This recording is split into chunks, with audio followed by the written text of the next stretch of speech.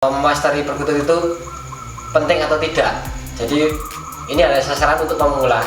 Bagi yang sudah memelihara perkutut lama, sudah mempunyai pengalaman yang lebih tentang perkutut, tentu tidak akan muncul pertanyaan seperti ini. Untuk memasteri perkutut itu bisa atau tidak.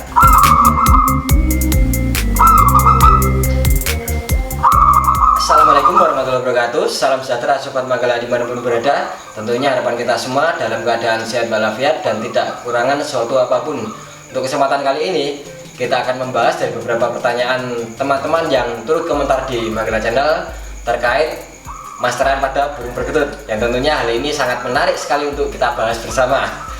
Karena dari beberapa konten kreator yang ada di YouTube itu seringkali menampilkan masteran burung perkutut yang tentunya dengan suara yang indah, dengan suara yang bagus-bagus, itu istilahnya dikasih thumbnail atau label masteran perkutut.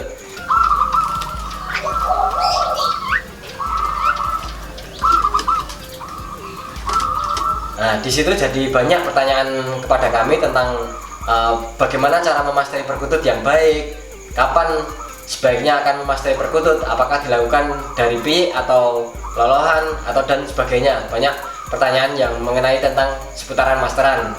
Nah, sebelumnya perlu kita bahas dahulu tentang konteks dari masteran itu apa.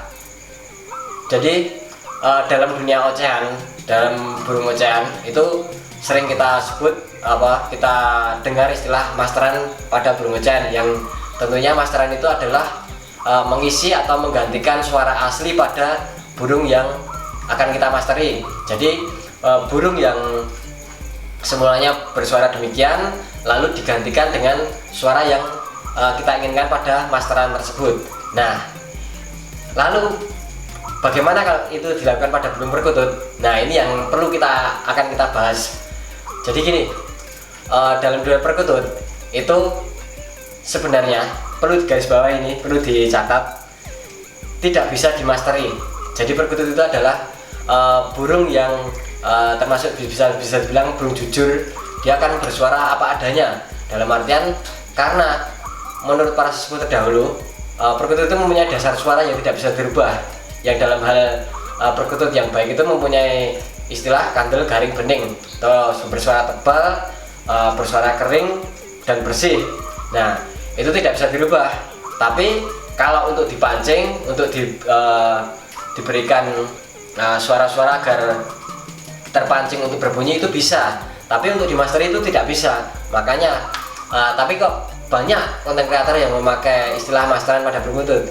Mungkin itu hanya untuk menarik daya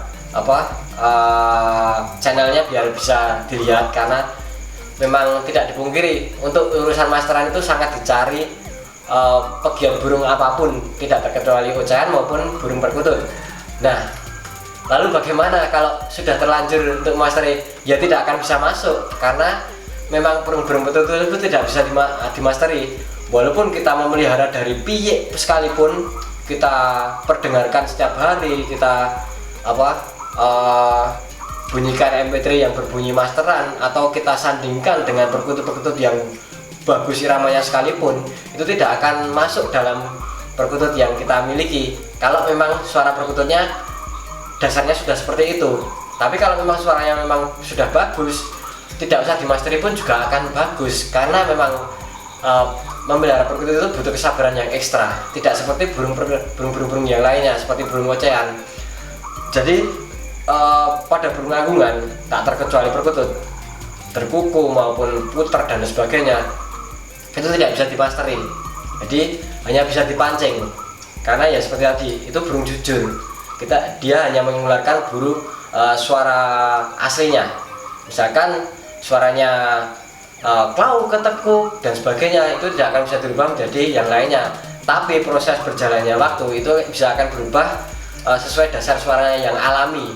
Jadi kita hanya bisa memancing untuk mendengarkan musik itu hanya memicu agar perkutut tersebut bisa berbunyi, tapi tidak bisa menirukan suara perkutut yang lain, dan apalagi menggantikan atau mengcopy suara perkutut yang lain agar masuk dalam suara yang kita inginkan. Itu tidak akan bisa terjadi.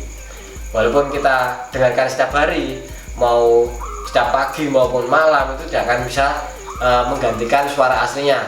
Yang terjadi adalah bila kita sering memperdengarkan bunyi yang terlalu baik tapi perkutut tersebut tidak bisa menirukan, malah akan terjadi stres karena mungkin bisa terjadi pada perkutut yang bermental tidak baik. Dia akan ketika diperdengarkan musik yang keseringan dan terlalu sering kita memperdengarkan tapi perkutut itu tidak berkehendak, justru perkutut tersebut akan semakin down dan semakin tidak seperti yang kita inginkan. Jadi seperti itu, perlu kita ketahui bersama bahwa memasteri perkutut itu sebenarnya tidak bisa dilakukan. Untuk memancing bisa dilakukan, memancing dengan suara perkutut yang lain, dengan baik dengan bunyi-bunyian MP3 maupun dengan suara perkutut asli yang disandingkan, itu bisa untuk memancing suara perkutut agar berbunyi. Bila mana terlebih pada perkutut yang bermental bagus, itu akan terpancing untuk berbunyi dan sebagainya. Nah, itu adalah jawaban saya mengapa sebenarnya ini saya untuk menjawab ini ya bukan tidak mau, tapi cuman menghargai aja para konten kreator lain yang melabeli mastering perkutut. Jadi ini saya sempatkan untuk membuat konten tentang mastering perkutut. Semoga bisa bermanfaat bagi pegiat perkutut yang mungkin masih pemula, yang tidak tahu pentingnya memasteri perkutut itu penting atau tidak. Jadi ini adalah sasaran untuk pemula. Bagi yang sudah memelihara perkutut lama, sudah mempunyai pengalaman yang lebih tentang perkutut, tentu tidak akan muncul pertanyaan seperti ini. Untuk memasteri perkutut itu bisa atau tidak.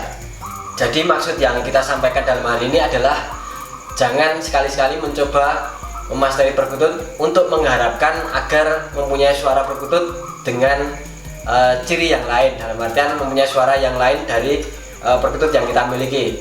Nikmatilah prosesnya agar mempunyai perkutut yang akan kelak menjadi bagus sesuai dengan kesabaran kita. Jadi intinya tidak bisa ya memasteri perkutut untuk kita harapkan bisa tercopy suara aslinya dan bisa tergantikan dengan suara seperti yang kita harapkan. Tapi nikmatilah prosesnya. Dan kalau sekedar untuk memancing agar berbunyi, monggo saja dilakukan, nggak masalah. Mungkin cukup itu dulu yang bisa kita sampaikan untuk seputaran tentang memasteri burung perkutut. Mungkin kalau ada teman-teman yang mempunyai pengalaman yang berlebih tentang bab hal ini, bisa turut komen di kolom komentar. Tentunya sangat bermanfaat untuk pegiat perkutut di Nusantara ini. Kurang lebihnya mohon maaf. Dari saya cukup sekian. Wassalamualaikum warahmatullahi wabarakatuh. Salam sejahtera Sobat Manggala, salam budaya, lestari perkutut Nusantara.